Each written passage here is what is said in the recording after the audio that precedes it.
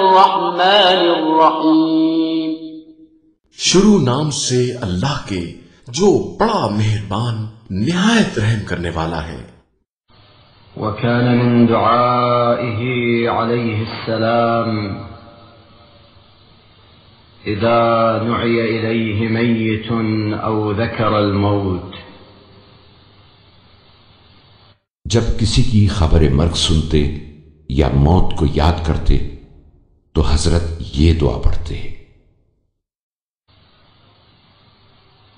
अल्लाहुम्मा सल्लि अला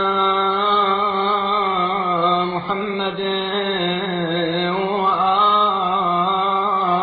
आलिहि वक्फिना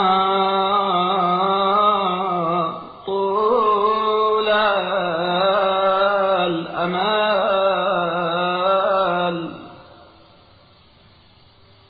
وقصره عنا بصدق العمل حتى لا نؤمل استتمام ساعة بعد ساعة ولا استيفاء يوم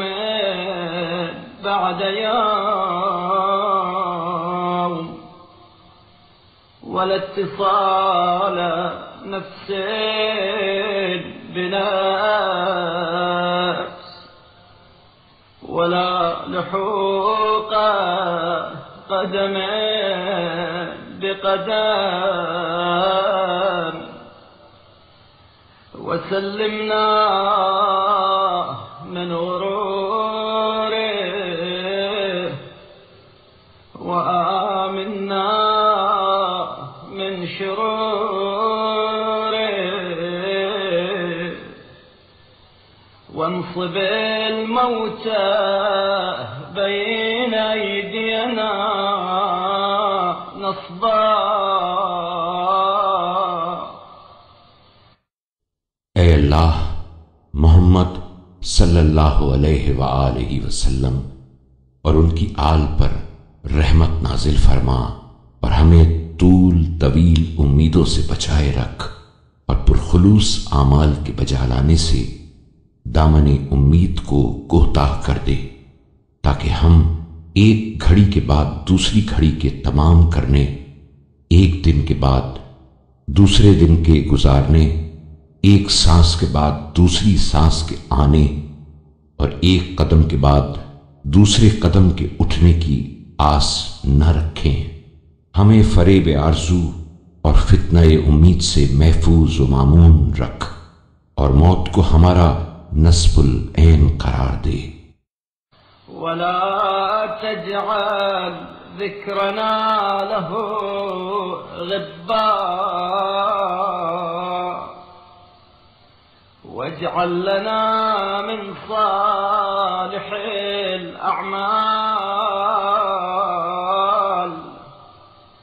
अमलन नस्तबतिउ मअहु अल-मसीर इलैक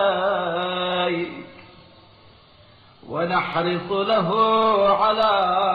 وشك اللحاق بك حتى يكون الموت مأنسنا الذي نأنس به ومألفنا الذي نشتاق إليه وحامتنا التي نحب الدنو منها، فإذا أوردته علينا وأنزلته بنا فأسعدنا به زائرا وآنسنا به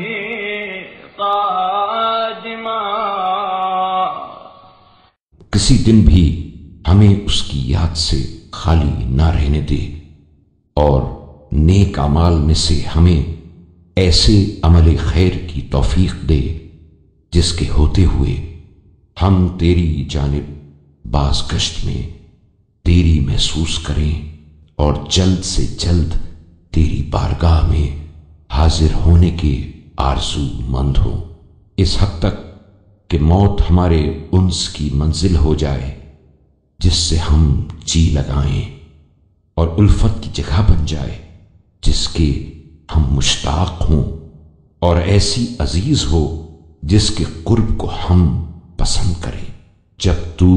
اسے ہم پر وارد کرے اور ہم پر لا اتارے تو اس کی ملاقات کے ذریعے ہمیں سعادت مند بنانا، اور جب وہ آئے تو ہمیں اس سے مانوس کرنا۔ ولا تشقنا بضيافته ولا تخزنا بزيارته واجعله بابا من أبواب مغفرتك ومفتاحا من مفاتيح رحمتك، أمتنا مهتدين غير ضالين،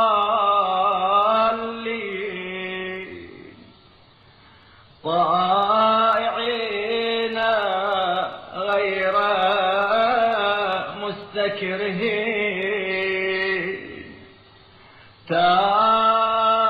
تائبين غير عاصين ولا مصرين، يا ضامن جزاء المحسنين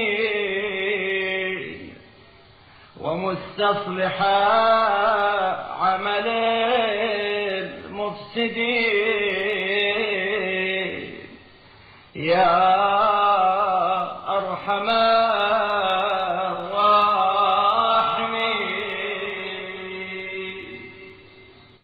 اور اس کی مہمانی سے ہمیں اور اس کی مہربانی سے ہمیں بدبخت نہ قرار دینا، اور نہ اس کی ملاقات سے ہم کو رسوا کرنا، اور اسے اپنی مغفرت کے دروازوں میں سے ایک دروازہ اور رحمت کی کنجیوں میں سے ایک کلید قرار دے، اور ہمیں اس حالت میں موت آئے کہ ہم ہدایت یافتہ ہوں، گمراہ نہ ہوں، فرما بردار ہوں، اور موت سے نفرت کرنے والے نہ ہوں، توبہ گزار ہوں، خطا کار اور گناہ پر اصرار کرنے والے نہ ہوں، اے نیکوکاروں کے اجر و ثواب کا ذمہ لینے والے اور بد کرداروں کے عمل و کردار کی اصلاح کرنے والے۔